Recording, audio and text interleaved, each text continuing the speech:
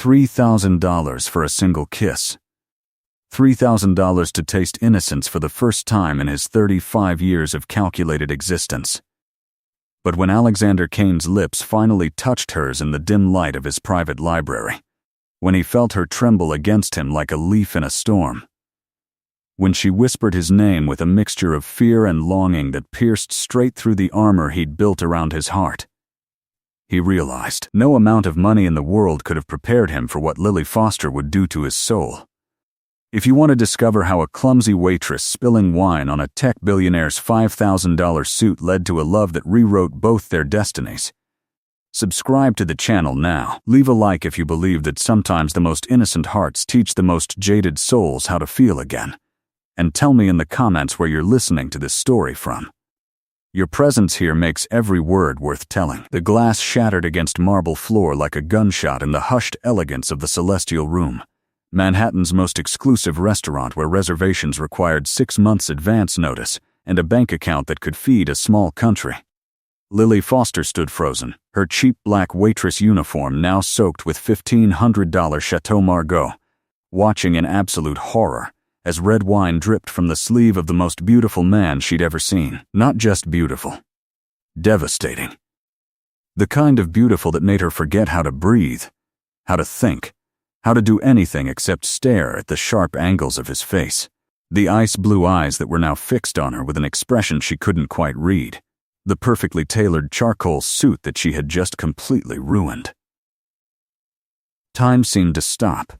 The entire restaurant, filled with Manhattan's elite, politicians, celebrities, old-money families whose names appeared in history books, all turned to stare at the catastrophe unfolding at Table 7. Alexander Kane, the tech billionaire who had revolutionized artificial intelligence and made his first billion before he turned 28, sat perfectly still as wine dripped from his custom Brioni suit onto the white tablecloth. He didn't move. He didn't speak. He just looked at her with those eyes that seemed to see straight through her skin and to the terrified girl beneath. "I'm so sorry," Lily whispered, and her voice came out broken, trembling. "I'm so sorry. I'll pay for the cleaning. I'll pay for everything. She grabbed napkins from the table, her hands shaking so badly she could barely hold them, and reached toward him to try to blot the wine. Her fingers accidentally brushed against his wrist. Just the briefest contact, skin against skin for less than a heartbeat. But it was enough. Enough for her to feel the warmth of him, the absolute stillness in his body, the way his pulse jumped beneath her fingertips. Alexander caught her wrist, gently but firmly, stopping her frantic movements. His hand was warm, strong, and the touch sent electricity racing up her arm and straight into her chest where her heart was hammering like it wanted to escape. "Stop," he said quietly, and his voice was deep, controlled, the kind of voice that commanded boardrooms and made grown men nervous. "You're making it worse." Tears burned behind Lily's eyes. This job was everything. She was putting herself through nursing school, working double shifts at the Celestial Room, living in a basement apartment in Queens that smelled like mildew and broken dreams, eating ramen for dinner most nights so she could save every possible penny for tuition. And now, she'd just destroyed a suit that probably cost more than she made in 6 months. Now she'd just humiliated herself in front of New York's most powerful people. Now she was going to get fired, and she'd have to drop out of school, and everything she'd worked for would disappear like smoke. "I'll leave," she managed to say, pulling her wrist from his grip even though some part of her, some strange reckless part she didn't recognize, wanted to stay touching him forever. "I'm so sorry. She turned to flee, to run before the tears could fall, before she could make this disaster even worse. But his voice stopped her. "Wait." Just one word, but it carried weight that made her pause mid-step. "What's your name?" She turned back slowly, confusion cutting through her panic. He was looking at her with an intensity that made her skin feel too tight, made her aware of every breath she took. Lily, she whispered. Lily Foster. Lily. He said her name like he was tasting it, rolling it around on his tongue to see how it felt. A small smile, almost invisible, touched the corner of his mouth. How long have you worked here, Lily? 3 months. Her voice was barely audible over the classical music playing softly through hidden speakers. Please, I know I'm going to get fired. I know I messed up, but if you could just not tell the manager until the end of my shift, I need the money from tonight. You're not getting fired. He stood up, and Lily had to tilt her head back to keep looking at his face. He was tall, over 6 feet, with the kind of presence that made the air around him feel thinner. And you're not paying for the suit. He pulled out his wallet, extracted what looked like a black credit card she'd only seen a few times before, the kind with no spending limit, the kind that separated the truly wealthy from everyone else. What's your manager's name? Richard, but please. You don't have to. Alexander was already walking past her toward the Matredes stand where Richard stood watching the scene with barely concealed fury on his face. Lily's stomach dropped. This was it. Alexander was going to complain. Richard was going to fire her on the spot. And she'd leave here with nothing. But that's not what happened. Through the roaring in her ears, Lily heard Alexander's voice, calm and authoritative. I need to speak with you about your employee, Lily Foster. Richard's face went pale, then red, then pale again. Of course, Mr. Kane. I apologize profusely for her incompetence. She'll be terminated immediately. No. Alexander's voice cut through Richard's groveling like a knife. She won't be. In fact, I'm purchasing her time for the rest of the evening.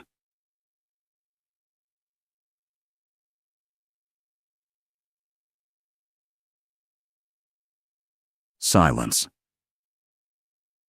Complete, absolute silence in the restaurant. Even the soft classical music seemed to fade away. I'm sorry? Richard looked like he couldn't quite believe what he was hearing. I'm purchasing her employment contract for the evening. I'll pay whatever her hourly rate is, multiplied by 100, for her to assist me personally for the next few hours. I assume the restaurant can manage without one waitress for a night? Lily felt the floor tilt beneath her feet. This wasn't happening. This couldn't be happening. Men like Alexander Kane didn't buy the time of clumsy waitresses who ruined their suits. Men like Alexander Kane didn't even notice girls like her, except as obstacles to step around. Richard's face had transformed from fury to obsequious pleasure. Of course, Mr. Kane. Whatever you wish. Lily's hourly rate is $18, so multiplied by 100, here's $2,000. Alexander handed over his card. That should more than cover it, plus compensation for the inconvenience. He turned back to Lily, who stood rooted to the spot, unable to process what was happening. Get your things. You're coming with me. Every instinct Lily possessed screamed at her to run. Nice men didn't buy women's time. Rich men didn't help poor girls out of kindness. There was always a price, always an expectation, always something darker lurking beneath the surface of generosity. But when Alexander looked at her with those ice-blue eyes that somehow seemed less cold now, less distant, when he held out his hand like an invitation rather than a command, something in her chest loosened, something that had been wound tight with fear and exhaustion for so long she'd forgotten what it felt like to breathe without weight. I'm not going to hurt you, he said quietly, and there was something in his voice that made her believe him. I just want to talk. That's all.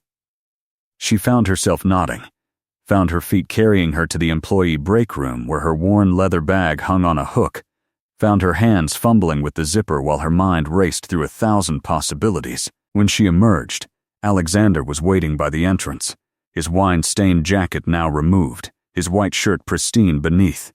He'd rolled up his sleeves, revealing forearms that were surprisingly muscular for someone who spent his life behind computer screens and in boardrooms.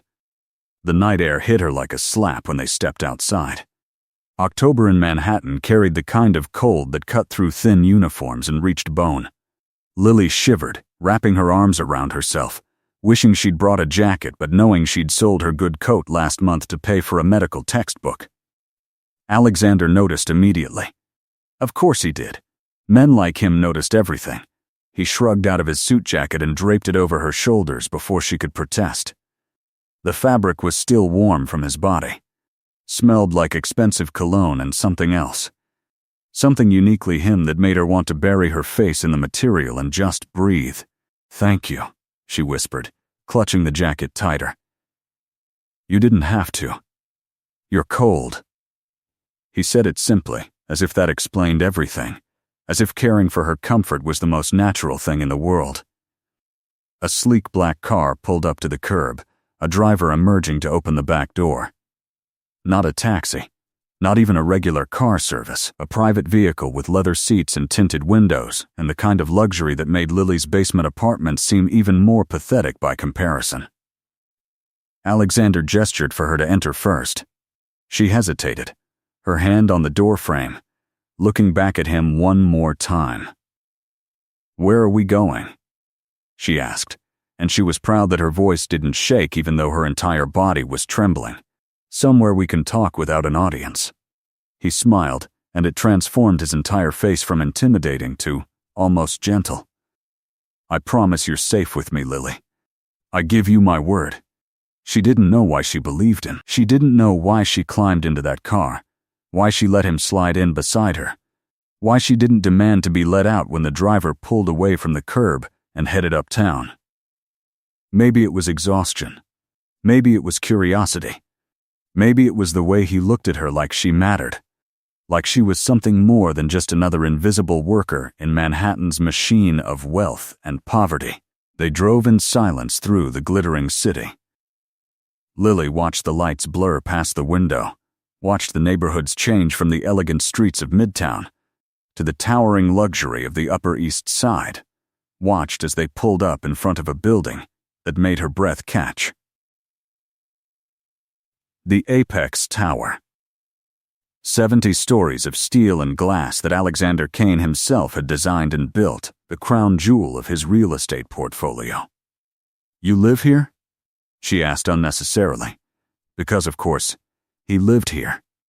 Men like Alexander Kane didn't live in basement apartments that smelled like mildew. "The penthouse," he confirmed, holding the door open for her. "Top floor."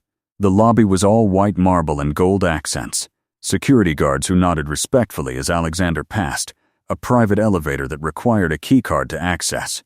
Lily felt increasingly out of place in her cheap uniform and scuffed shoes, felt the weight of the distance between their worlds pressing down on her shoulders. The elevator rose so smoothly she barely felt it move, just watched the numbers climb higher and higher until they reached 70. The doors opened directly into his apartment. Not an apartment.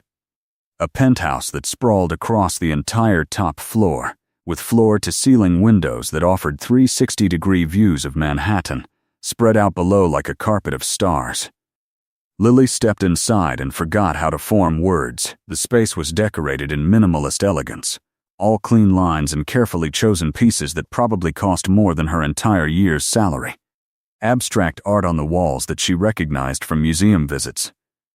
Furniture that looked like sculpture. A grand piano in the corner that gleamed under recessed lighting. "Can I get you something to drink?" Alexander asked, moving toward what she assumed was the kitchen area. "Water? Wine?" Though perhaps not wine given our earlier encounter, there was humor in his voice, gentle teasing that made her lips twitch despite her nervousness.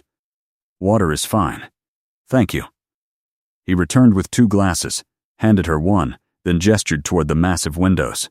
"Come, I want to show you something."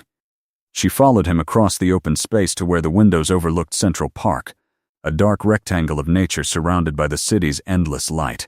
From this height, the world looked different. Smaller. More manageable. Like maybe all the problems that felt insurmountable from ground level weren't quite so impossible after all. "I come here when I need to remember," Alexander said quietly, standing beside her so close she could feel the warmth radiating from his body. "Remember what?" Lily asked. "That there's more to life than the next deal, the next acquisition, the next billion in the bank."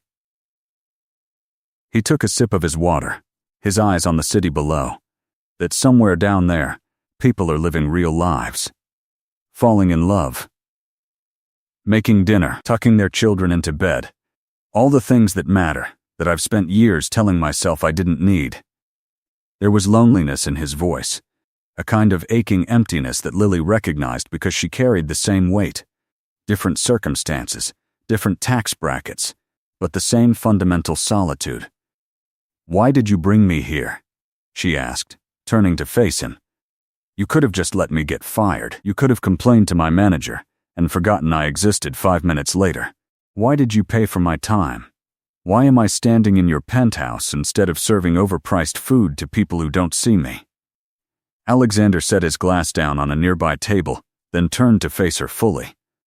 The city lights behind him created a halo effect, made him look almost otherworldly. "Because when you touched my wrist," he said slowly, "when your hand brushed against my skin for that single second, I felt something I haven't felt in years, maybe ever, and I needed to know if it was real or if I'd imagined it." Lily's heart was racing again, that same frantic rhythm from the restaurant. "Felt what?" she whispered. He stepped closer, close enough that she had to tilt her head back to maintain eye contact, close enough that she could see the flecks of silver in his blue eyes, could count his individual eyelashes if she wanted to. "Alive," he said simply. "For the first time in a very long time, I felt completely, utterly alive." The silence that followed his confession stretched between them like something physical. Something Lily could almost reach out and touch. She should step back. She should put distance between herself and this man who looked at her like she held answers to questions he'd been asking his entire life. She should remember that she was nobody, a waitress putting herself through nursing school, living paycheck to paycheck in a city that chewed up dreams and spit out broken people. She should remember that men like Alexander Kane didn't fall for girls like her except in movies and romance novels and fantasies that existed nowhere in the real world. But she didn't step back. She stood perfectly still, her fingers clutching the water glass so tightly she was surprised it didn't shatter, and let herself drown in those ice-blue eyes that didn't look cold anymore. They looked warm. They looked hungry. They looked at her like she was something precious, something rare, something worth keeping. "I don't understand," she finally managed to say, her voice coming out rough and uncertain. "You don't know anything about me. I'm just someone who spilled wine on you. I'm nobody special. Stop." His hand came up to cup her cheek, his palm warm against her skin, his thumb brushing across her cheekbone with a gentleness that made her want to cry.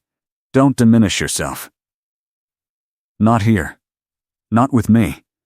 The touch was electric. Lily felt it race through her entire body, felt it wake up parts of her she didn't know existed. She'd never been touched like this before. Never been looked at like this before. At 22, she'd focused all her energy on survival, on school, on building a future that didn't involve poverty and struggle. She'd never had time for boys, for dating, for any of the normal experiences girls her age were supposed to have. She'd never been kissed, never been held, never felt a man's hands on her skin with desire and tenderness mixed together in equal measure. "I need to tell you something," she whispered, and her voice shook with the vulnerability of it. "And you're probably going to think I'm pathetic or weird or, Lily." He said her name like a prayer. "Nothing you could tell me would make me think less of you." She took a deep breath, forced herself to meet his eyes even though embarrassment burned through her cheeks. "I've never," she paused, swallowed hard, tried again. "I've never been with anyone. Never been kissed. Never been touched. I know that probably sounds impossible to someone like you, but I've spent my whole life just trying to survive, trying to make it through each day, and I never had time for anything else. I never had space for anything else." Alexander's expression didn't change. He didn't laugh. He didn't pull away. He didn't look at her with pity or disgust, or any of the reactions she'd feared. Instead, his thumb continued its gentle path across her cheek, his eyes searching hers with an intensity that stole her breath. "Someone like me," he repeated quietly. "What does that mean? Someone who's lived. Someone who's experienced everything. Someone who probably thinks I'm just this naive child who doesn't know anything about the world." The words tumbled out faster now, all her insecurities spilling into the space between them.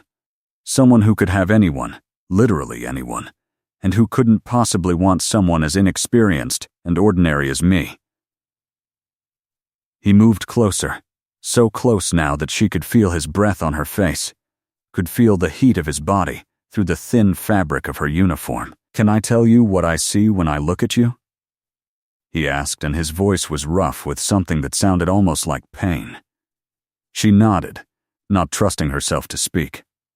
"I see someone who works 2 jobs to put herself through school, someone who apologized for an accident instead of making excuses, someone whose hands shake when she's nervous, but who looked me in the eye anyway, someone who's honest enough to tell a stranger her deepest vulnerabilities even though it terrifies her."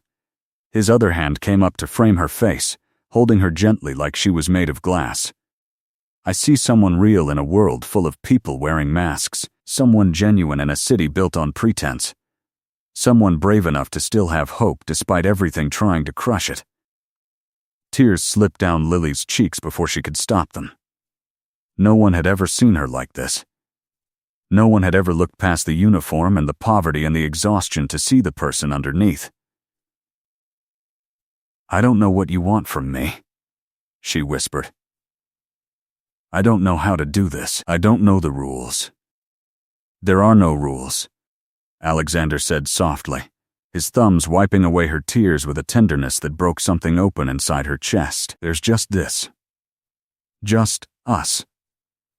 Just this moment where I'm asking you if I can kiss you. And you get to decide if that's what you want." The world tilted on its axis. This powerful man, this billionaire who could have anything and anyone, was asking her permission, was treating her choice like it mattered, was looking at her like she held his entire universe in her hands. "I'm scared," she admitted, because honesty seemed to be the only currency that worked between them. "I don't know how. I don't know if I'll be good at it. I don't. Lily." He leaned his forehead against hers, their noses almost touching, their breaths mingling in the small space between them. "I don't want you to be good at it. I don't want practiced or experienced or anything except exactly who you are right now in this moment. Just you. Just this. Just us discovering something together." Something in those words unlocked the last of her resistance. She let out a shaky breath, closed her eyes, and whispered, "Yes, please, I want." She didn't get to finish. His lips touched hers with a gentleness that made her forget her own name. The kiss was soft, questioning, giving her every opportunity to pull away. But Lily didn't pull away. She leaned in, her hands coming up to clutch the front of his shirt, her entire body trembling with the intensity of feeling something she'd only read about in books and seen in movies. Alexander made a sound low in his throat, something between a groan and a sigh, and deepened the kiss incrementally. His hands slid from her face into her hair, his fingers tangling in the strands, holding her close but not too close, letting her set the pace, letting her learn. And Lily learned. She learned that kissing was nothing like she'd imagined, and everything she'd hoped for. She learned that her body knew things her mind hadn't taught it, knew how to arch into him, knew how to open for him when his tongue traced the seam of her lips, knew how to melt against him like she was made to fit in his arms. Time stopped meaning anything. They could have stood there kissing for minutes, or hours, or days. Lily lost herself in the sensation, in the taste of him, in the way his hands moved so carefully through her hair and down her back like he was memorizing every inch of her. When they finally broke apart, both breathing hard, she felt dizzy and disoriented, and more alive than she'd ever felt in her entire life. That was, she started to say, but couldn't find words big enough to contain what she'd just experienced. Alexander smiled, really smiled for the first time since she'd met him, and it transformed his entire face into something beautiful and warm and completely devastating. That was everything. He finished for her. They stood there in the middle of his penthouse, with the city glittering behind them like a universe of possibilities, foreheads still touching, hands still tangled together, neither one willing to break the connection. Lily could feel her heart racing so fast she was surprised it didn't burst right out of her chest. She could feel the warmth of Alexander's body, the strength in his arms, the way he held her like she was something infinitely precious. "I should probably go," she whispered, even though every cell in her body screamed at her to stay. "It's late. I have class in the morning." "I have." "Stay," Alexander interrupted gently. "Not for anything except to talk. To sit with me, to let me look at you for a little while longer." His honesty was disarming. Most men would have pushed, would have pressed their advantage, would have tried to turn one kiss into something more. But Alexander just looked at her with those eyes that saw too much and asked for nothing except her presence. "Okay," she heard herself say. "I can stay for a little while." He led her to the massive couch that faced the windows, and they sat down together, not quite touching but close enough that she could feel the heat radiating from his body. Alexander poured them both wine from a bottle that probably cost more than her monthly rent, and they sat in comfortable silence for a moment, just breathing together, existing in the same space. "Tell me about nursing school," he said eventually. "Why did you choose that path?" Lily took a sip of wine, gathering her thoughts. "My mom was a nurse," she said quietly. "She died when I was 17. Pancreatic cancer. It was fast, brutal, and by the time they caught it, there was nothing anyone could do." She stared into her wine glass, watching the dark liquid swirl. But the nurses who took care of her in those final weeks, they were angels. They gave her dignity when everything else was being stripped away. They held her hand. They made her laugh even when the pain was unbearable. They taught me that healing isn't always about curing. Sometimes it's just about being present, about witnessing someone's suffering and saying, "I see you.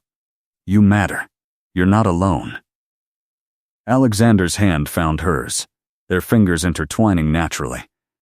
"I'm sorry you lost her," he said, and the sincerity in his voice made fresh tears prick at her eyes. "What about your father?" "Never knew him. He left before I was born." She shrugged, trying to make it seem like it didn't matter even though they both knew it did. "It was just me and Mom against the world. And then it was just me." "That's why you work so hard," Alexander said quietly. "It wasn't a question. Because she would have wanted you to build something better, to have the life she couldn't give you." Lily looked at him with surprise. "How did you know that?" He smiled sadly. "Because I understand ambition born from loss. I understand working until you can't remember what it feels like to rest. Because stopping means remembering all the things you'd rather forget. Tell me," she said, turning to face him more fully. "Tell me your story. Who are you when you're not the brilliant billionaire everyone reads about in Forbes? Who's the real Alexander Kane?" He was quiet for a long moment, his thumb tracing circles on the back of her hand like he needed the contact to ground himself. "I grew up in foster care," he finally said, and Lily felt her breath catch. "My parents died in a car accident when I was 6. No other family willing to take me.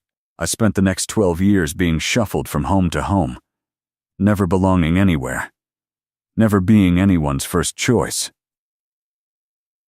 "Alexander," she started, but he shook his head.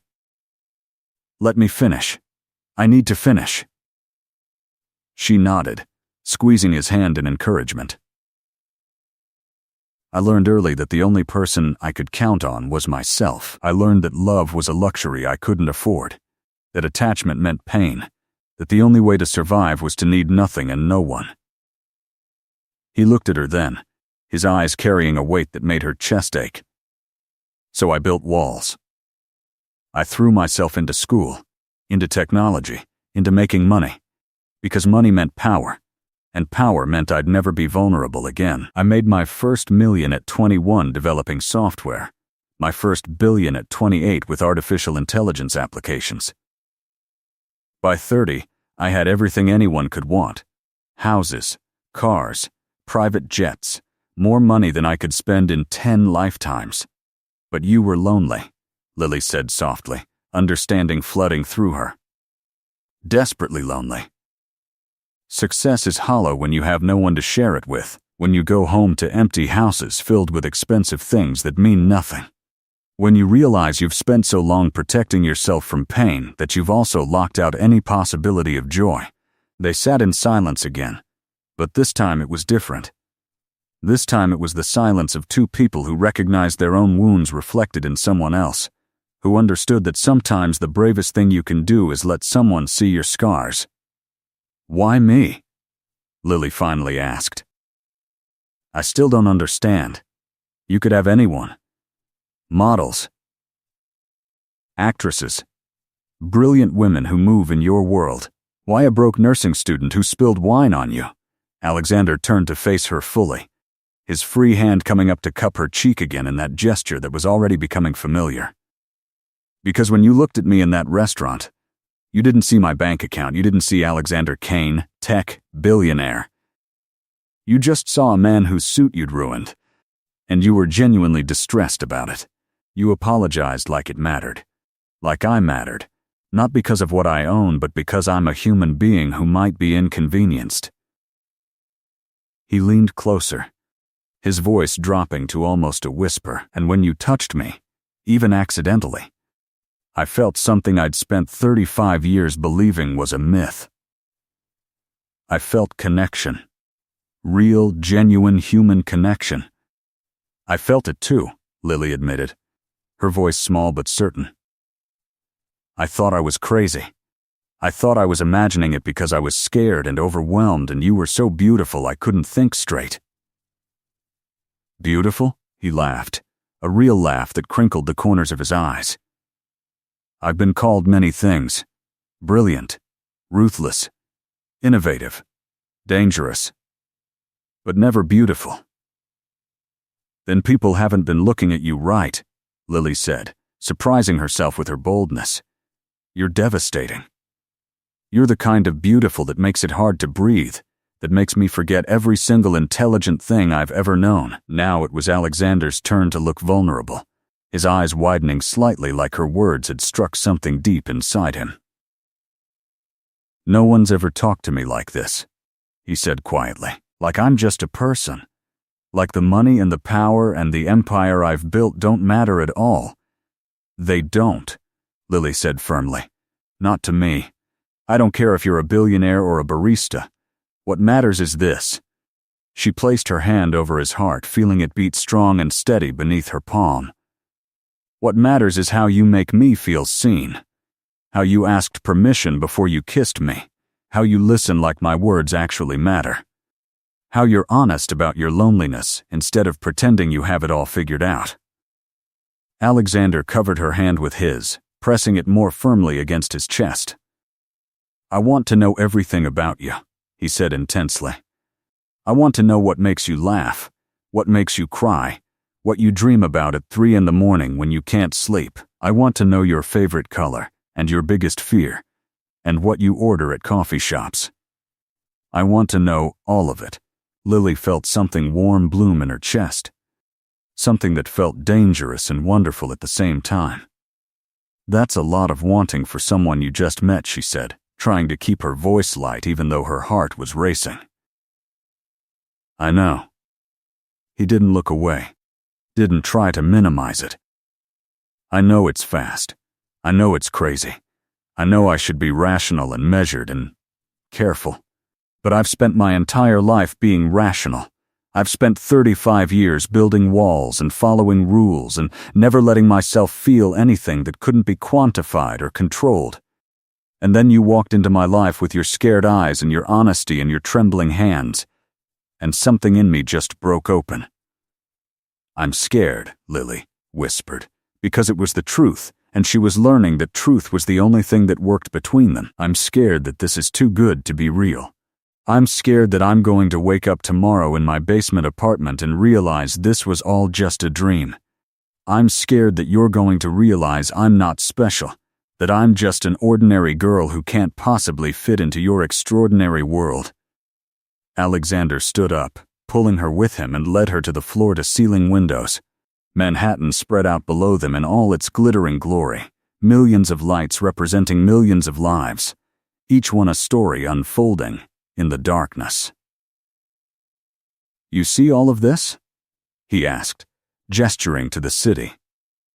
"I own pieces of it, buildings with my name on them, businesses that generate millions, real estate that spans continents, and none of it, not a single piece of it, has ever made me feel the way I felt when you touched my wrist for half a second."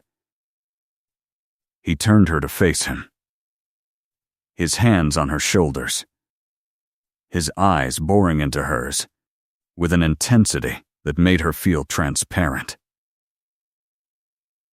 "You're not ordinary, Lily Foster. You're extraordinary in ways that matter. You work 2 jobs to chase a dream. You carry your mother's legacy with grace. You have the courage to be vulnerable in a world that punishes vulnerability. You look at a stranger and see a person instead of a profit margin." His voice dropped lower, rougher. "You let me kiss you even though you were terrified. You trusted me with your innocence. You're sitting here with me, in my home, treating me like I'm worth your time even though I'm probably the most emotionally unavailable man in Manhattan." "You don't seem emotionally unavailable right now," Lily said softly, reaching up to touch his face, marveling at the feel of his skin beneath her fingertips, the slight stubble on his jaw, the way his eyes closed briefly at her touch like it brought him peace. "That's because of you," he said, opening his eyes to look at her again. "You make me want to be available. You make me want to tear down every wall I've ever built and just feel everything, even if it terrifies me." They stood there, wrapped in each other, and Lily felt the world shift beneath her feet. This was real. This connection. This intensity. This feeling of coming home to a person she'd just met. It was all real. "I have to ask you something," Alexander said, and there was nervousness in his voice that made him seem more human, more approachable. "Ask me anything," Lily replied. "Can I see you again? Tomorrow? The day after? Can I take you to dinner, to museums, to all my favorite places in this city? Can I show you my world and learn about yours? Can I?" He paused, searching for words. "Can I court you? Is that too old-fashioned?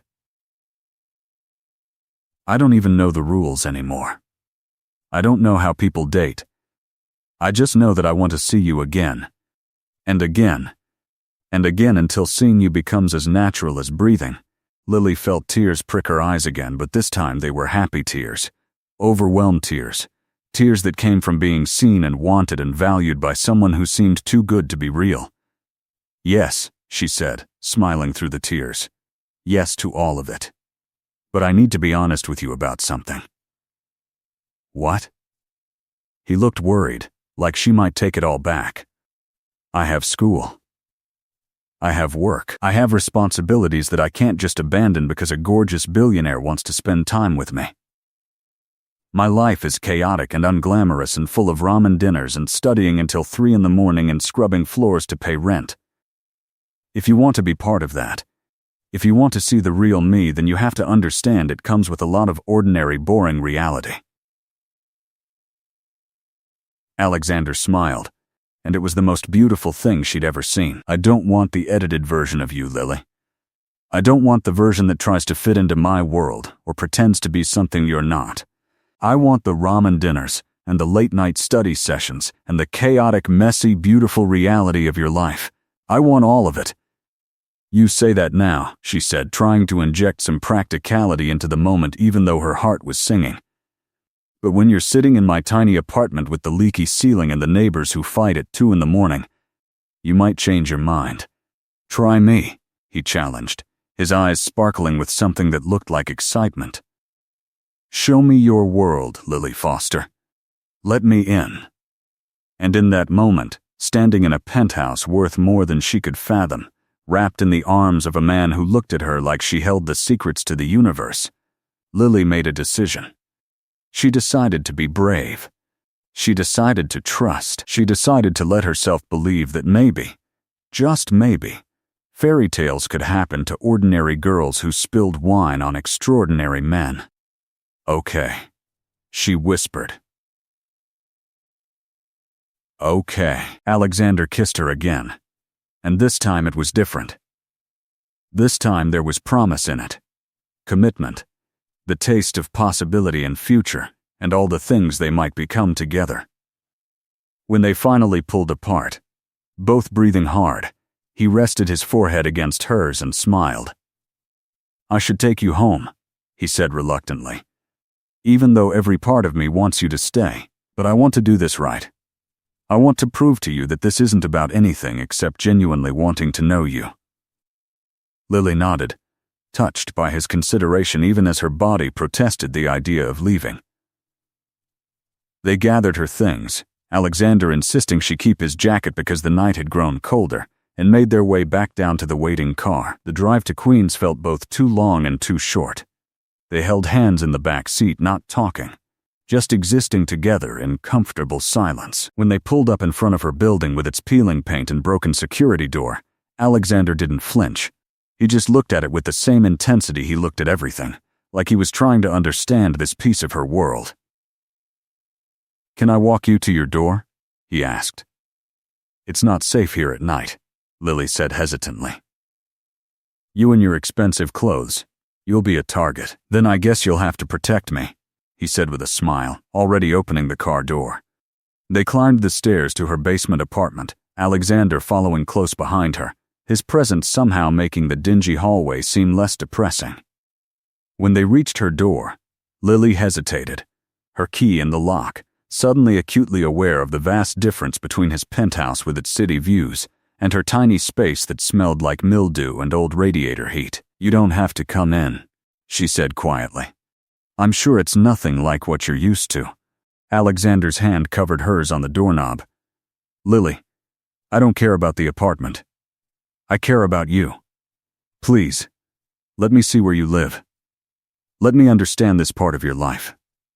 She took a deep breath and opened the door. The apartment was exactly as she'd left it that morning, a tiny studio with a bed that folded out from the wall, a kitchenette that consisted of a hot plate and a mini fridge, a desk covered in medical textbooks and scattered notes. The walls were water-stained. The single window looked out onto a brick wall, and the entire space couldn't have been more than 200 square feet.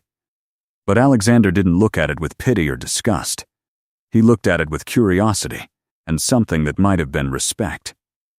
He walked to her desk, examining the textbooks, picking up her flashcards, reading her carefully handwritten notes in the margins. You're studying cardiac care, he observed. That's one of the hardest specializations. I want to help people like my mom, Lily explained, hovering nervously near the door. People whose hearts are failing them, literally and figuratively. I want to be the kind of nurse who sees the person, not just the diagnosis. Alexander turned to look at her, and the expression on his face made her breath catch. You're going to be extraordinary at it, he said with absolute certainty. You already have the most important qualification. What's that? She asked. Compassion, he said simply. The ability to see people, really see them, even when they're trying to hide. You saw me tonight, Lily, past the suit and the money and the walls. You saw the lonely man underneath, and you didn't turn away. He moved toward her slowly, giving her time to back away if she wanted to. But she didn't. She stood her ground, her heart racing, as he stopped just inches from her.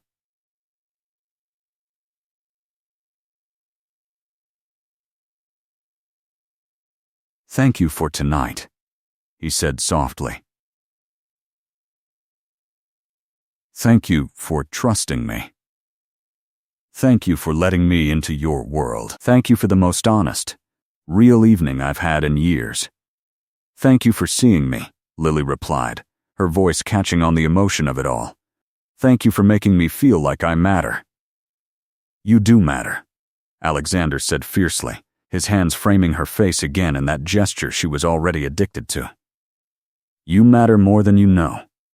And I'm going to spend as long as you'll let me proving that to you." He kissed her once more, gentle and sweet and full of promise, then reluctantly pulled away. "I'll call you tomorrow," he said. "We'll make plans. I'll work around your schedule. Whatever you need."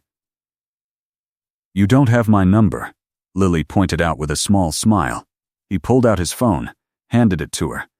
She typed in her number with shaking fingers, then handed it back. Their fingers brushed in the exchange, and that same electric current ran between them. "Sleep well, Lily Foster," he said, backing toward the door like he couldn't quite bring himself to leave. "Dream of all the possibilities." "Sleep well, Alexander Kane," she replied, hugging herself because she suddenly felt cold without him near. "Thank you for the most magical night of my life." He smiled one last time, then slipped out the door. Lily stood frozen in the middle of her tiny apartment, listening to his footsteps fade down the hallway, listening to the sound of his car pulling away from the curb. Then she collapsed onto her bed, Alexander's jacket still wrapped around her shoulders, and let herself cry. Happy tears, overwhelmed tears, tears that came from experiencing something so beautiful she didn't quite know how to hold it all. Her phone buzzed. A text message from an unknown number. "I already miss you. Sweet dreams, beautiful girl." Lily hugged the phone to her chest and smiled so hard her face hurt. Maybe fairy tales were real after all. The next morning came too early, sunlight barely filtering through her window as her alarm blared at 6. Lily groaned, reaching to shut it off, her body heavy with exhaustion from a night of barely sleeping. Every time she'd closed her eyes, she'd seen Alexander's face, felt his kiss, heard his words echoing in her mind.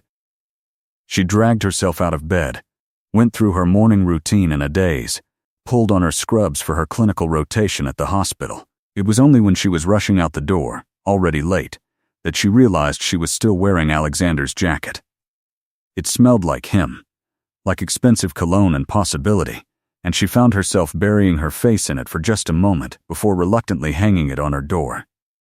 She'd have to return it. Eventually. Maybe. The hospital was chaos, as always. Lily threw herself into her work, taking vital signs, assisting with procedures, trying to absorb everything her supervising nurse taught her. But her mind kept drifting.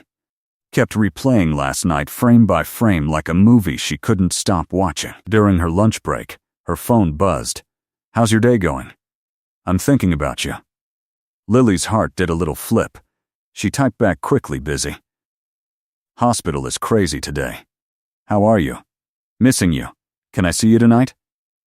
I know you must be exhausted, but I'd love to bring you dinner." "No pressure. Just dinner and conversation." She should say no. She should go home, study, sleep. She should maintain some sense of normalcy instead of diving headfirst into this intensity. But her fingers typed yes before her brain could talk herself out of it. "What time do you finish?"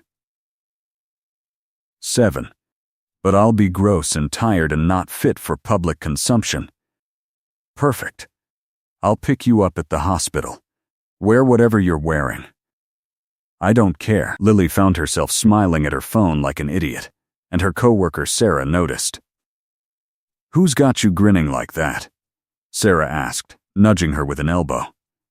"No one," Lily said automatically, then reconsidered. "Actually, I met someone last night." "And?" Sarah demanded, her eyes lighting up with interest. "And he's incredible. He's kind and honest, and he looks at me like I'm something special. That's amazing. What does he do?" Lily hesitated. How did she explain Alexander without sounding completely insane? "He's in real estate," she finally said, which was technically true even if it was a massive understatement. The rest of her shift passed in a blur. She found herself watching the clock, counting down the hours until 7, feeling like a teenager waiting for her first date. When her shift finally ended, she rushed to the bathroom to at least wash her face and attempt to tame her hair. It was useless. She looked exhausted. Her scrubs were wrinkled. She had dark circles under her eyes. But then, she remembered Alexander's words. "I don't want the edited version of you." She made her way outside just as a familiar black car pulled up to the curb. Alexander stepped out, and Lily's breath caught. He was wearing jeans and a simple t-shirt, somehow looking more devastating in casual clothes than he had in his expensive suit. He spotted her, and his entire face lit up with a smile that made her knees weak. "Hi," she said shyly as he approached. "Hi yourself," he replied, and then he was pulling her into his arms, holding her close, and Lily felt something in her chest settle. This was real. He was real. This feeling was real. They ended up at a small Italian restaurant in the village, the kind of place that had red checkered tablecloths and candles stuck in wine bottles and absolutely no pretense. Alexander had made reservations under a fake name, wanting privacy, wanting just to be two people sharing a meal without the weight of his identity crushing down on them. They sat across from each other in a corner booth, knees touching under the table, hands finding each other automatically like magnets drawn together. "Tell me about your day," Alexander said, his thumb tracing circles on the back of her hand. Lily launched into stories from the hospital, about the elderly man who'd flirted with every nurse on the floor, about the successful surgery she'd observed, about the small victories and heartbreaking losses that made up her world. Alexander listened with complete attention, asking questions, wanting to understand not just what she did, but how it made her feel. "What about you?" Lily asked eventually. "What does a billionaire tech genius do all day?" He laughed, the sound warm and genuine. "Mostly boring meetings. Conference calls with people I don't particularly like. Pretending to care about market shares and quarterly earnings. Today I canceled everything." "You canceled everything?" Lily's eyes widened. "Alexander, you can't just..."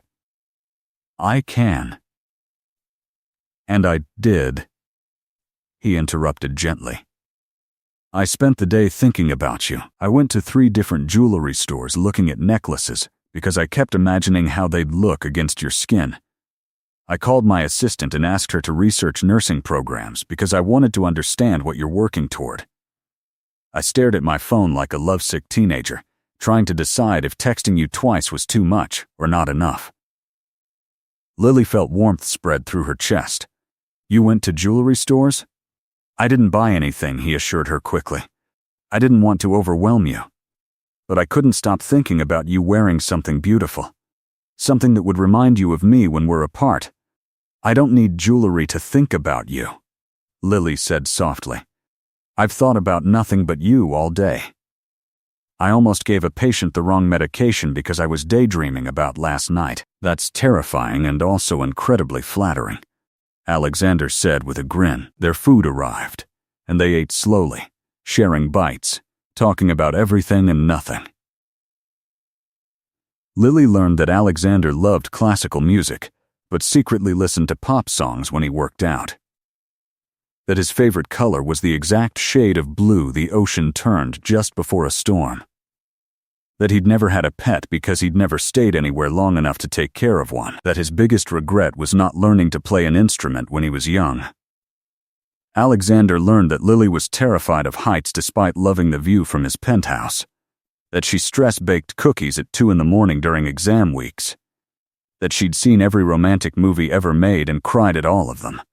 Even the bad ones. That she dreamed of opening a free clinic someday where anyone could get care regardless of their ability to pay. "That's what I want to do with my money," Lily said passionately. "When I'm done with school, when I have experience, I want to create a place where no one gets turned away. Where the woman working 3 jobs can bring her kids. Where the homeless man on the corner can get his wounds treated. where healthcare is a right, not a privilege. Alexander looked at her with something in his eyes that made her heart skip. "That's incredible," he said quietly. "That's the most beautiful dream I've ever heard." "It's probably impossible," Lily said with a self-deprecating laugh. "Do you know how much it costs to run a clinic? The overhead? The insurance? The staffing? I'd need millions, and I'll probably be paying off student loans until I'm 50. What if you didn't have to do it alone?" Alexander asked carefully. "What if someone wanted to help make that dream a reality?" Lily's hand stilled in his. "Alexander, no. I'm not telling you this because I want your money. I would never." "I know that," he interrupted gently. "That's not why I'm offering. I'm offering because I've spent years making money and having no idea what to do with it that actually matters. I build buildings that house companies that make rich people richer. But you want to build something that helps people who have nothing. That's not charity, Lily. That's purpose. That's meaning. That's everything I've been searching for without knowing what I was looking for." Tears pricked at Lily's eyes. "You can't just throw money at problems because you met a girl you like. That's insane."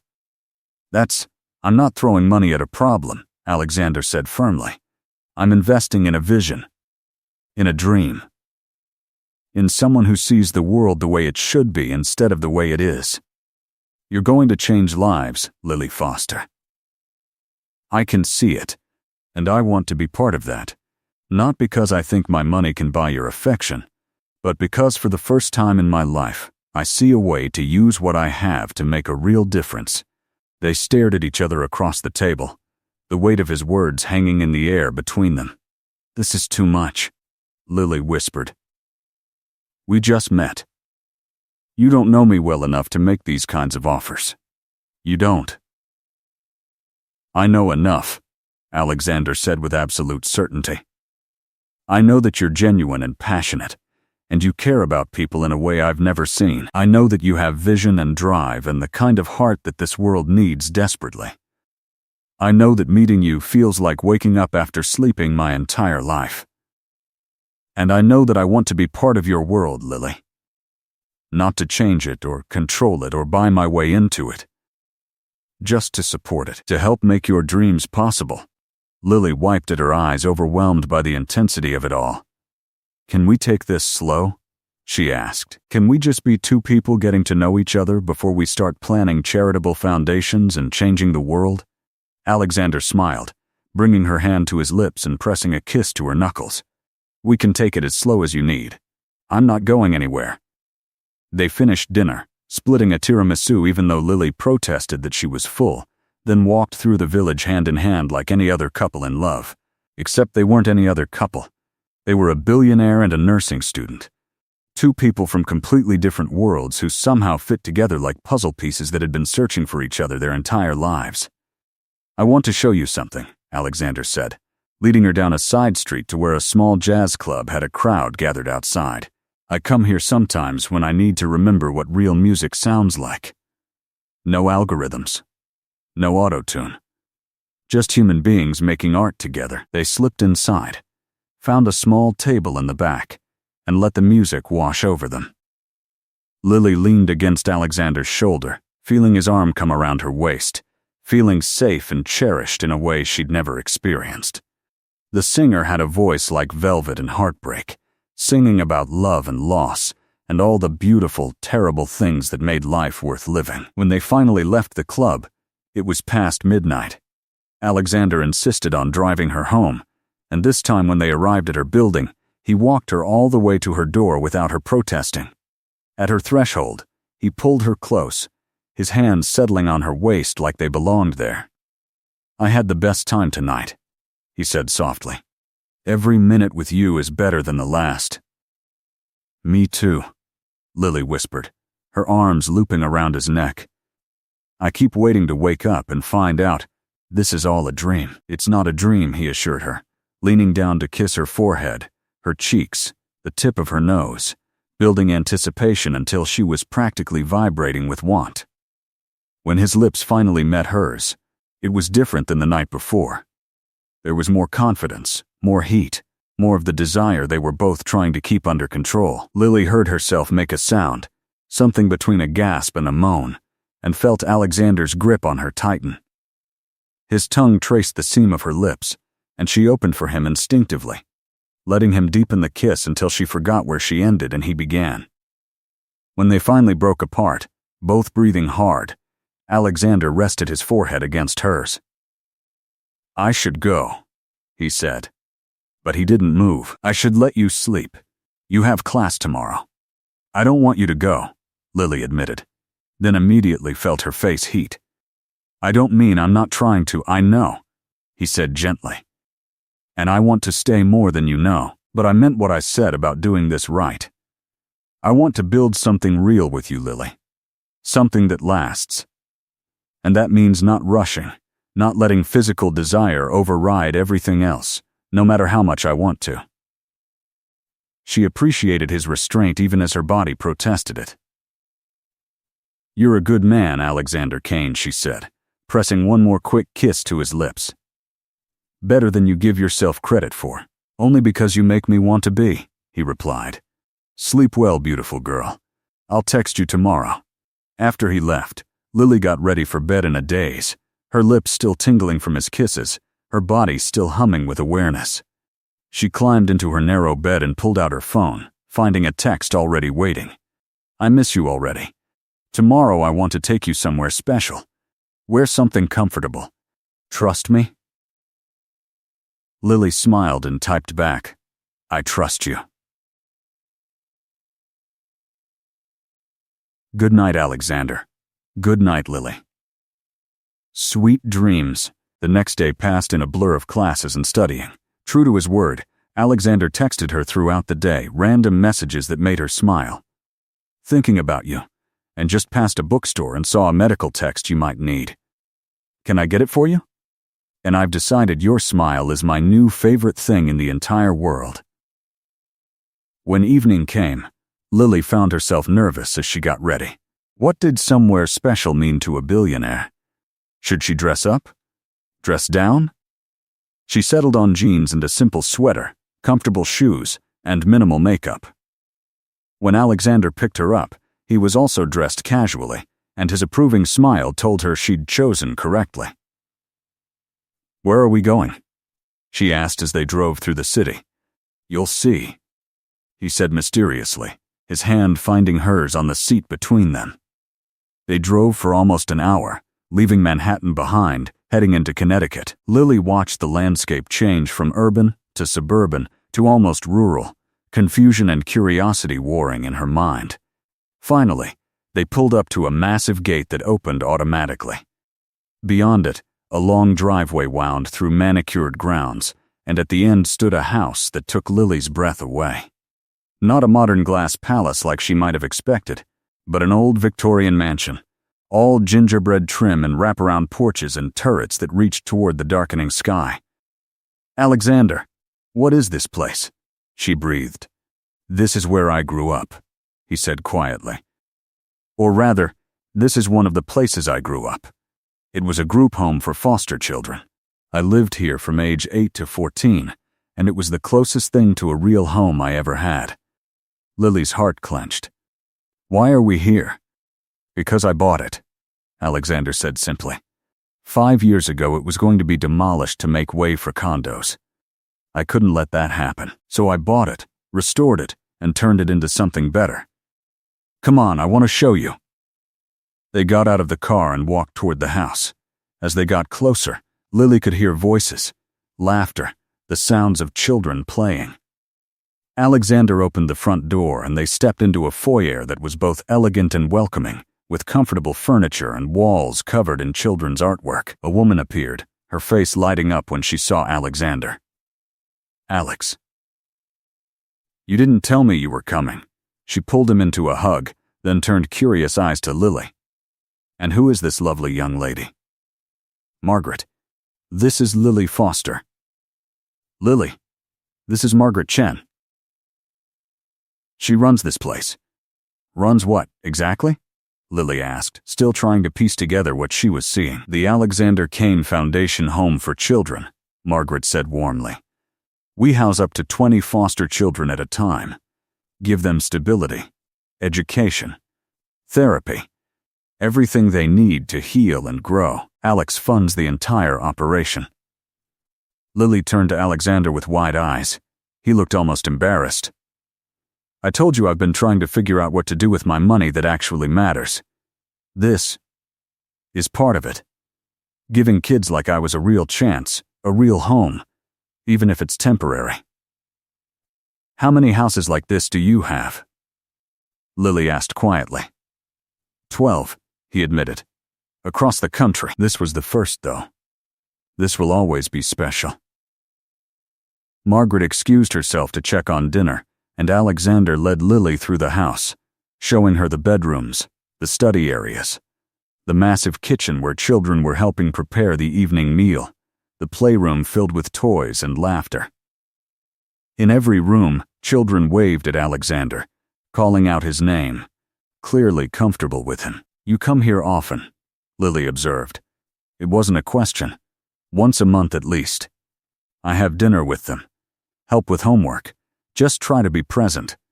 I know what it's like to feel forgotten. I never want them to feel that way. They ended up in the library, a beautiful room with floor-to-ceiling books and comfortable reading chairs. Alexander pulled Lily down to sit beside him on a window seat that overlooked the grounds. I brought you here because I wanted you to see this part of my life, he said seriously. I wanted you to know that I'm not just the ruthless businessman everyone reads about. I wanted you to see that I'm trying, in my own way, to make a difference. Maybe not as directly as you will with your nursing, but trying nonetheless. Lily felt tears streaming down her face before she could stop them. Alexander, this is incredible. This is the most beautiful thing I've ever seen. You're giving these children hope, family, a future. You're changing lives. He wiped her tears gently with his thumbs. I want to change your life too, he said softly. I want to be part of your world, and I want you to be part of mine. I want to build something together that's bigger than either of us alone. I know it's fast. I know we just met. But I've never been more certain of anything than I am of this, of us, of what we could be together. I'm falling for you, Lily whispered, the words escaping before she could think better of them. I'm falling so hard and fast it terrifies me. I keep telling myself to slow down, to be rational, to protect my heart. But when I'm with you, none of that matters. When I'm with you, I just want to jump. Then jump, Alexander said, his voice rough with emotion. Jump, and I promise I'll catch you. I'll always catch you.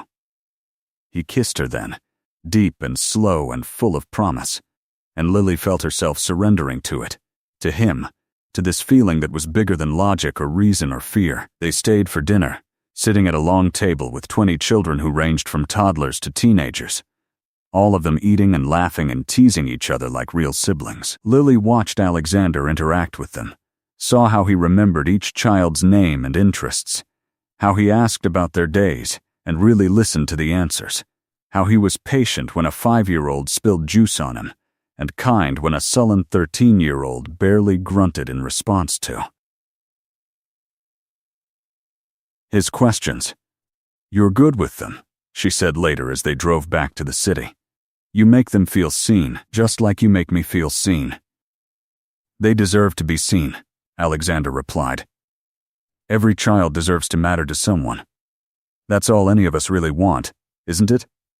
To matter. To be seen. To know that our existence makes a difference in someone's life. They drove in comfortable silence for a while, hands clasped together, until Lily's phone rang. She glanced at the screen and felt her stomach drop. I have to take this, she said apologetically. It's the hospital, she answered, and her face went pale as she listened. I'll be right there, she said, her voice shaking. When she hung up, she turned to Alexander with panic in her eyes. There was a multi-car accident on the highway. They're calling in all available nursing staff. I have to go help. Of course, Alexander said immediately, already changing direction. I'll get you there. They drove faster, Alexander's jaw set with concentration. When they arrived at the hospital, Lily moved to jump out, but he caught her hand. Be safe, he said intensely. Please be safe. I will, she promised, squeezing his hand once before rushing inside. The emergency room was chaos. Lily threw herself into work, assisting with triage, holding the hand of a terrified child while doctors set her broken arm, applying pressure to wounds, running for supplies, doing whatever was needed. The hours blurred together in a haze of blood and pain and desperate efforts to save lives. It was past 3 a.m. when things finally calmed down. Lily stumbled to the break room, her scrubs covered in blood, her entire body shaking with exhaustion and emotion. They'd saved most of them. But not all. Never all. She sank into a chair and let herself cry. Great heaving sobs for the lives lost, for the families destroyed, for the fragility of human existence. Lily? She looked up to find Alexander standing in the doorway, still dressed in his casual clothes from their dinner, looking worried and rumpled and completely out of place in the hospital break room. What are you doing here? She asked, wiping at her eyes. I couldn't leave, he said simply. I've been in the waiting room for the past 5 hours. I needed to know you were okay. Alexander, you didn't have to. Yes, I did, he interrupted, moving to kneel in front of her chair. I needed to be here. I needed to be close, even if I couldn't help. Even if all I could do was wait. Lily launched herself into his arms, and he held her while she cried, stroking her hair, murmuring soft reassurances, just being present in her grief. We lost 3 people, she whispered against his chest. A mother and her 2 teenage daughters. The father survived. How do you tell someone that their entire family is gone? How do you? Her voice broke. You do your best, Alexander said quietly. You show up. You care. You try to ease suffering even when you can't fix it. That's all anyone can do. They sat like that for a long time, Lily in Alexander's arms, finding comfort in his solid presence. Eventually, one of the senior nurses found them and told Lily she could go home, that they had enough staff now to handle the rest. Alexander drove her home in silence, walked her to her door, helped her out of her blood-stained scrubs and into clean pajamas with a tenderness that made her want to cry again. Stay, she whispered as he moved to leave. Please, I don't want to be alone right now. He hesitated for only a moment, then nodded. They climbed into her narrow bed together, and Alexander held her close, her back to his chest, his arms wrapped around her like a shield against the darkness. Thank you for being here, Lily murmured, already half asleep. Thank you for waiting. Thank you for seeing me, even at my worst. Especially at your worst, Alexander replied, pressing a kiss to her hair. That's when you need someone most. Sleep now, beautiful girl. I've got you. And with his arms around her, with his steady heartbeat against her back, Lily finally let herself rest. The next morning she woke to find Alexander still there, still holding her, watching her with soft eyes. Good morning, he said gently. How are you feeling? Like I've been hit by a truck, she admitted. But better because you're here. He smiled and kissed her forehead. I have to go handle some things at the office, he said reluctantly, but I'll be back tonight. We'll order in, watch terrible movies, and I'll hold you as long as you need.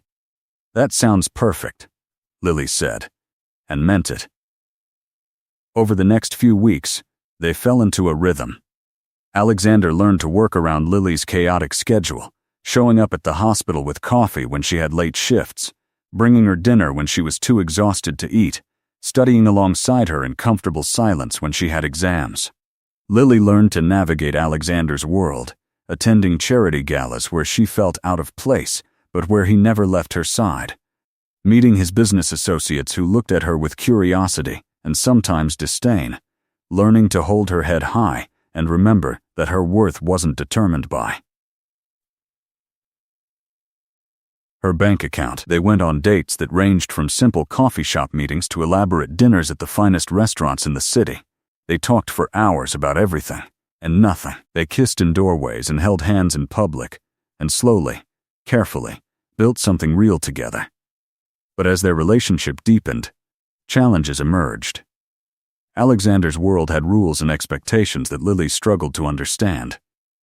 The media started noticing them together, and suddenly her photo was in gossip magazines with cruel headlines about gold diggers and social climbers. Her classmates looked at her differently, some with envy, some with judgment. Even her friends seemed uncertain about the relationship, warning her to protect herself, to be careful, to not let herself get hurt. "They don't understand," Lily said one night as they lay tangled together on his penthouse couch. "They think I'm with you for your money. They think this is some kind of pretty woman fantasy where you're rescuing me. Are they completely wrong?" Alexander asked gently, and Lily pulled back to look at him with hurt eyes. "You think I'm with you for your money?" "No," he said quickly, pulling her back into his arms. "I know you're not. But I also know that my resources make your life easier, and there's nothing wrong with that. I want to help you, Lily. I want to pay off your student loans and make sure you never have to work 2 jobs again. I want to give you the freedom to focus on becoming the incredible nurse I know you'll be." "But that's not equal," Lily protested. "That's you giving and me taking. That's not a partnership." "It is equal," Alexander insisted. "You give me things money can't buy. You give me purpose and meaning and a reason to wake up in the morning that has nothing to do with quarterly earnings. You make me want to be better, to do better, to use what I have in ways that actually matter. That's worth more than anything I could give you." They worked through it, learning to navigate the complexities of their different worlds. Alexander met Lily's nursing school friends and charmed them with his genuine interest in their work.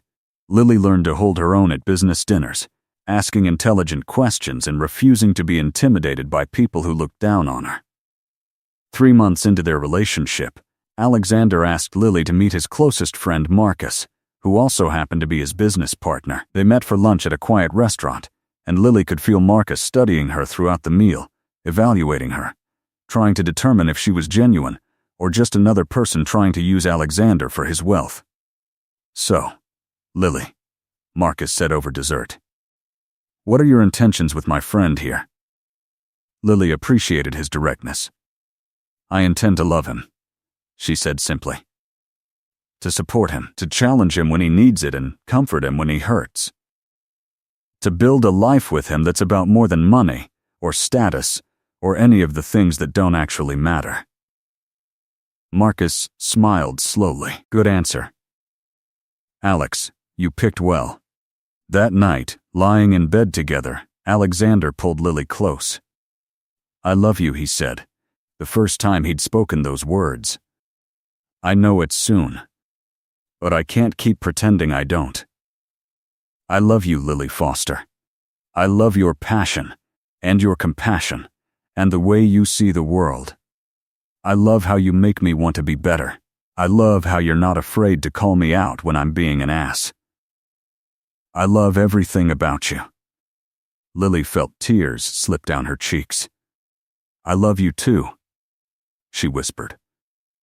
"I've been so scared to say it. Scared it was too fast or too soon or too much. But I can't keep it in anymore. I love you, Alexander Kane. I love you so much it terrified the first time that night. Slowly and tenderly, Alexander treating her inexperience with reverence and patience, showing her pleasure she'd never imagined, whispering words of love and devotion against her skin. Lily gave herself to him completely, trusting him with her body the way she already trusted him with her heart. Afterward, wrapped in his arms, she felt complete in a way she'd never experienced. "Thank you," she whispered, "for being patient, for making it perfect, for loving me. Thank you for trusting me," Alexander replied, pressing kisses to her hair. "For letting me be your first, for giving me something so precious. I'll treasure it always." The months that followed were a blur of happiness, punctuated by normal relationship struggles. They fought about Alexander working too much, about Lily refusing to let him pay for things she thought she should handle herself, about the pressure from outside forces trying to tear them apart. But they always came back together, always chose each other, always remembered what mattered most. When Lily's graduation approached, Alexander insisted on throwing her a party. She protested, wanting something small and simple, but he wouldn't be swayed. The event ended up being a perfect blend of both their worlds, held at one of his foundation homes with her nursing school friends, his business associates, and 20 foster children who adored them both. "You did it," Alexander said, pulling her aside during the party to stand in the garden under the stars. "You're officially a registered nurse. I'm so proud of you. I couldn't have done it without you," Lily said honestly. "You believed in me when I didn't believe in myself. You supported me through every late night and every moment of doubt. This degree belongs to both of us." "No," Alexander said firmly. "This is yours. You earned every bit of it. I just had the privilege of watching you become who you were always meant to be." He reached into his pocket and pulled out a small box, and Lily's heart stopped. "I know we've only been together for 10 months, he said, his voice shaking slightly. "I know some people will say it's too soon. But I've never been more certain of anything in my life." He dropped to one knee, and Lily felt the world tilt. "Lily Foster, you walked into my life and changed absolutely everything. You showed me that real wealth has nothing to do with money and everything to do with love and purpose and genuine human connection. You made me want to be better, to do better, to build something that lasts beyond quarterly reports and stock prices." He opened the box to reveal a simple, elegant ring with a single diamond that caught the starlight. "I want to spend the rest of my life loving you. I want to build that free clinic together. I want to raise foster children and give them the family neither of us had. I want to grow old with you, arguing about whose turn it is to do the dishes and still feeling my heart race every time you walk into a room. Will you marry me?" Lily couldn't speak. Tears were streaming down her face, her hands covering her mouth, her entire body shaking with the enormity of the moment.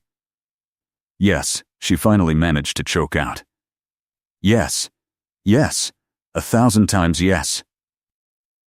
Alexander slipped the ring onto her finger with trembling hands, then stood and pulled her into his arms, kissing her with such intensity that applause erupted from the party guests who had gathered to watch. When they finally pulled apart, both laughing and crying, Lily looked around at the people they'd brought together, this strange, beautiful family they'd created. "I can't believe this is my life," she whispered against his chest. "I can't believe I get to marry you." "Believe it," Alexander said, holding her close. "Believe in us. Believe in this love that started with spilled wine and turned into everything that matters." They set the wedding for 6 months later, a small ceremony at the first foundation home where they'd first told each other they loved each other. Lily walked down the aisle in a simple white dress, her nursing school friends as her bridesmaids, toward Alexander, who looked at her like she held the entire universe in her hands. The vows they wrote themselves were raw and honest, promising not perfection but presence, not ease but effort, not fantasy but the messy, beautiful reality of choosing each other every single day. When the officiant pronounced them husband and wife, they kissed to thunderous applause from the small gathering of people who mattered most. At the reception, as they danced their first dance as a married couple, Lily leaned back to look at her husband. "Do you remember that night in the restaurant?" she asked. "When I spilled wine all over you? How could I forget?" Alexander smiled. "It was the best thing that ever happened to me." "I was so terrified," Lily admitted. "I thought my life was over. I thought I'd lost everything. I never imagined that disaster would turn into this, into us, into everything I didn't know I needed. Sometimes the best things come from the worst moments, Alexander said, spinning her gently. Sometimes the universe breaks us open exactly when we need it most, so something better can grow in the cracks. They spent their honeymoon at a small beach cottage, just the two of them with no technology or outside world intruding. They made love and talked and dreamed about the future they would build together. When they returned to reality, they immediately started work on the free clinic Lily had always dreamed of. A year later, the Lily Foster Kane Community Health Center opened its doors in Queens, offering free medical care to anyone who needed it. No questions asked. Lily worked there as head nurse, her passion and compassion transforming lives daily. Alexander sat on the board, using his business acumen to ensure the clinic remained sustainable and could expand to serve more people. They adopted their first child 2 years into their marriage, a 7-year-old girl named Emma who had been in foster care since birth. Then came Marcus, age 5, who had been removed from an abusive home. Then Sophia, age 3, who'd been abandoned at a hospital. Their family grew. Their house filled with laughter and tears and all the beautiful chaos of real life. Alexander still ran his companies, but his focus shifted. He sold off the parts that didn't align with his values and invested heavily in social enterprises that made real differences. The foundation homes expanded across the country, the free clinics multiplied, and together, he and Lily built something that would outlast them both. On their 10th anniversary, they stood on the balcony of their home, no longer the sterile penthouse but a real house in Brooklyn filled with the sounds of their children playing inside. "Do you ever miss it?" Lily asked, leaning against him. "The old life? The simplicity of only caring about profit margins and market shares?" "Not for a single second," Alexander said honestly. "That wasn't living. That was existing. This, right here, with you and our chaotic, beautiful family, this is everything. This is real wealth. This is what matters." Lily turned to kiss him, this man who had seen her when she was invisible, who had loved her when she felt unlovable, who had chosen her every single day for 10 years and counting. "I love you," she said, the same words she'd spoken 1,000 times but that never lost their power. "I love you too," Alexander replied. "From that first moment you touched my wrist in a cheap cafe to right now, and every moment in between. Forever, Lily. Always." And as the sun set over Brooklyn, painting the sky in shades of gold and pink and promise, they stood together, two souls who had found each other across impossible odds, and built something extraordinary from a single moment of spilled wine and trembling hands, and the courage to say yes to possibility. Sometimes love isn't about perfection. Sometimes it's about two broken people who choose to heal together. Sometimes it's about seeing someone's scars and saying, "These are beautiful too. These make you who you are, and I love all of it." Sometimes it's about a waitress and a billionaire who shouldn't work on paper, but who make perfect sense in reality. And maybe that's what all of us need to remember. That love doesn't care about bank accounts or social status or whether we fit some predetermined mold. Love just cares about connection, about choosing each other, about showing up even when it's hard, and building something real that lasts beyond the initial spark. If this story touched your heart, if you believe that true love still exists in a world that often feels cynical and cold, subscribe to the channel. Leave your like and become a member to get early access to stories that remind us why human connection matters. And if you felt this was really worth your time, click the super thanks button. Your gesture makes all the difference and helps us keep bringing narratives that move hearts and remind us what it means to truly see and be seen by another person.